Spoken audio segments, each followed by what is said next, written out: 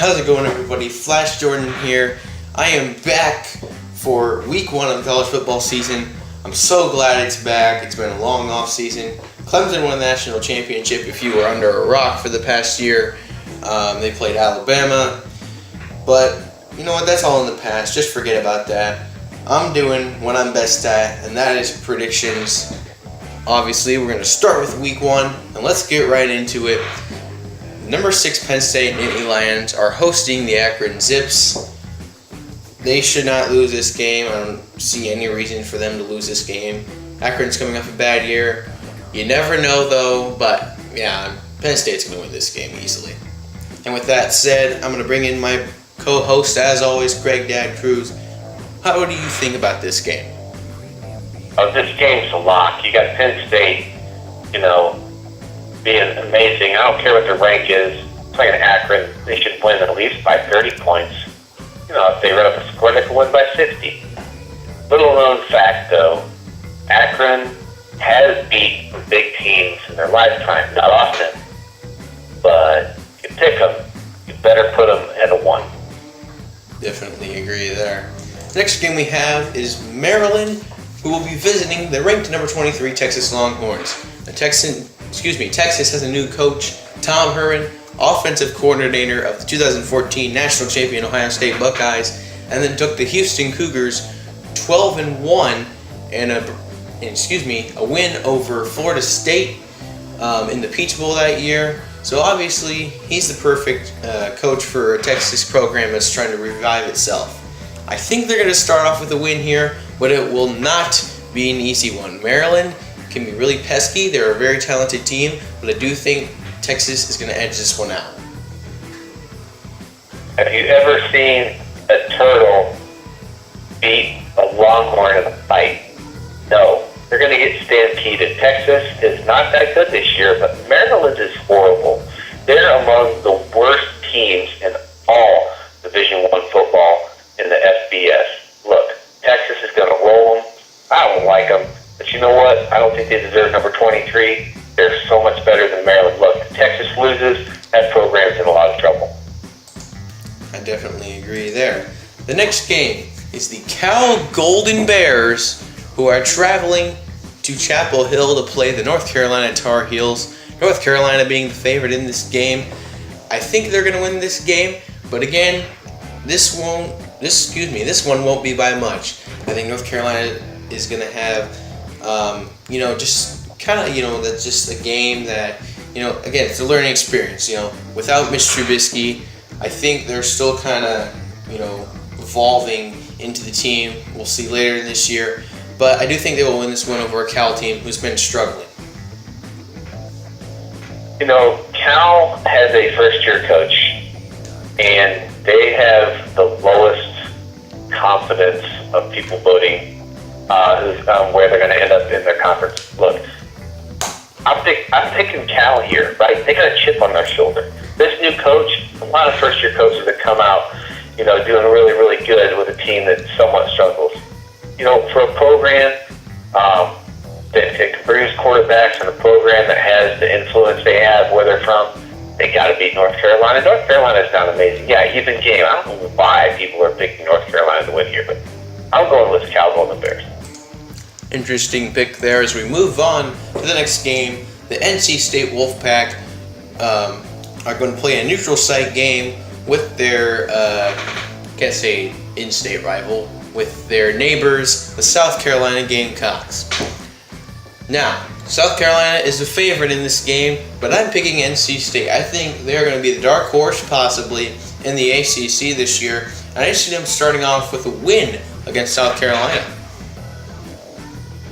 So, I love North Carolina State, more than a lot of the teams on that side of the coast. I have a family member that's an alum there.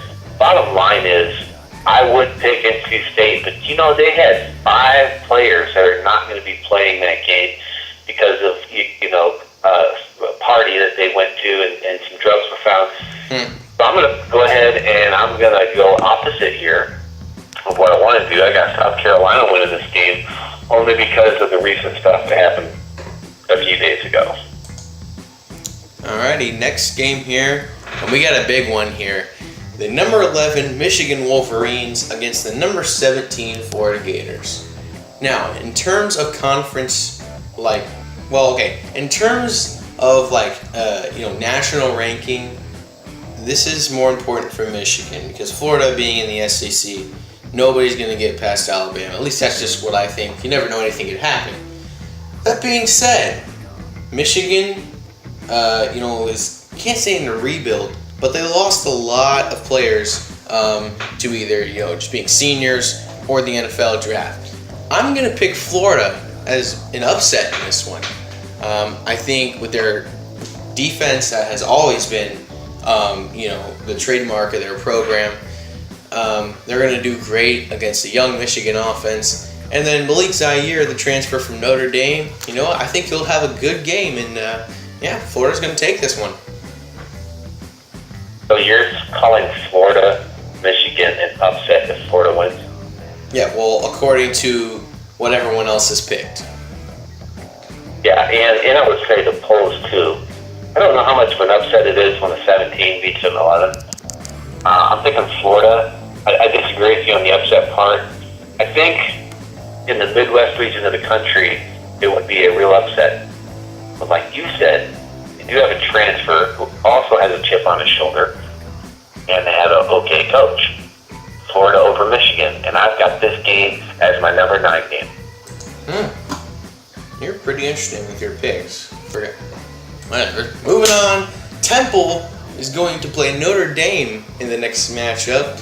Notre Dame was number 2 on my top 5 most disappointed teams. Make sure you go check that video out. Temple's had, up and down past couple years. Matt Rule was amazing as their head coach. They had a good year a couple years ago. Now he's on to Baylor, and, I just don't think Temple will be able to handle Notre Dame's crowd. So I'm going to pick Notre Dame to win this game, but maybe not by much. Oh, Notre Dame. I'm sure the perils of being a Notre Dame fan are just aplenty recently. The problem I have with picking Notre Dame is that they're kind of a rival, an unspoken rival to a lot of teams.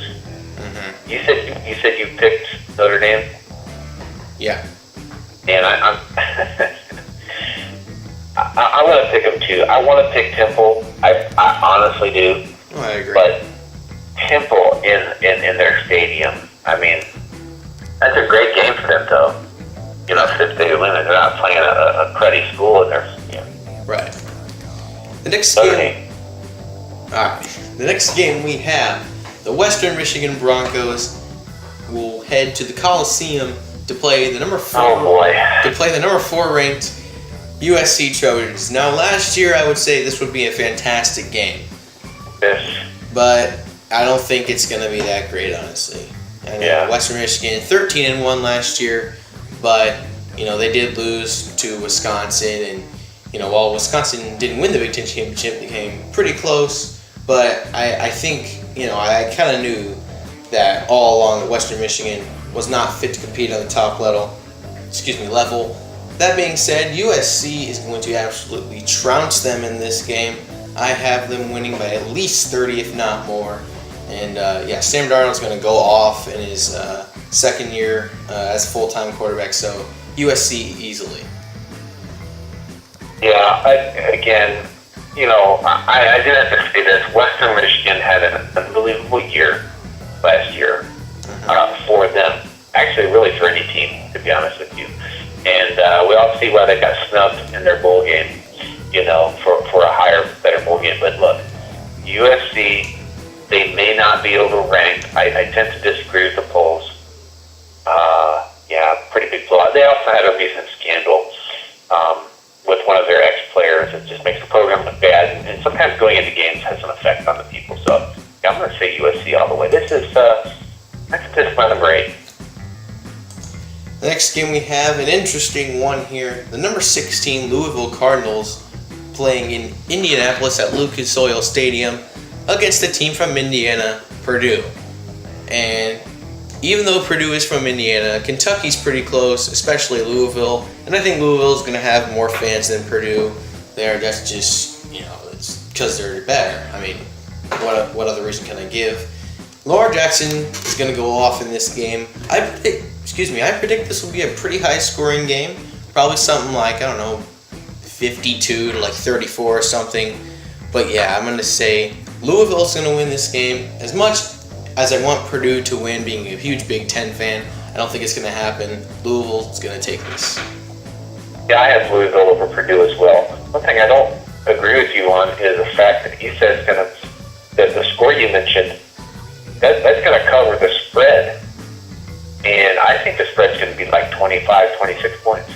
So yeah. I don't see Purdue doing much. Now, of course, it's in Lucas Oil, which, by the way, that's a massive stadium.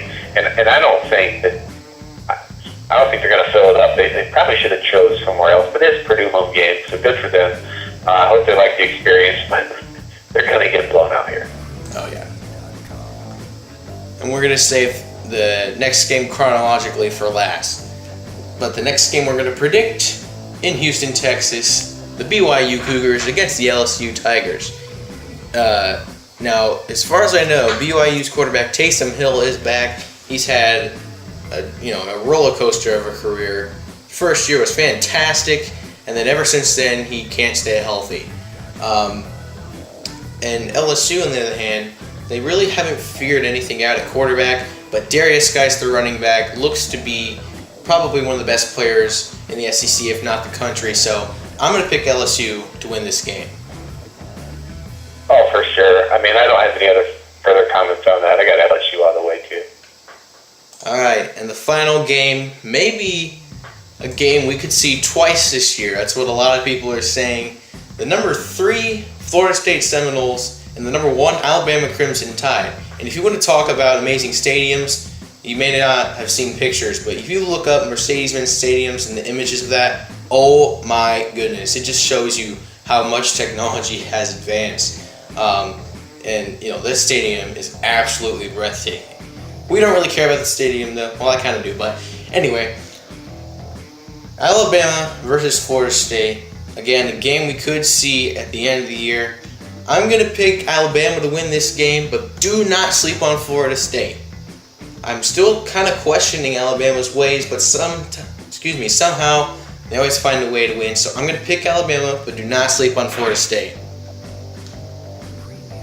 Yeah, you mentioned the Mercedes-Benz Stadium. The Falcons. So, does this make you a Falcons fan? No. No.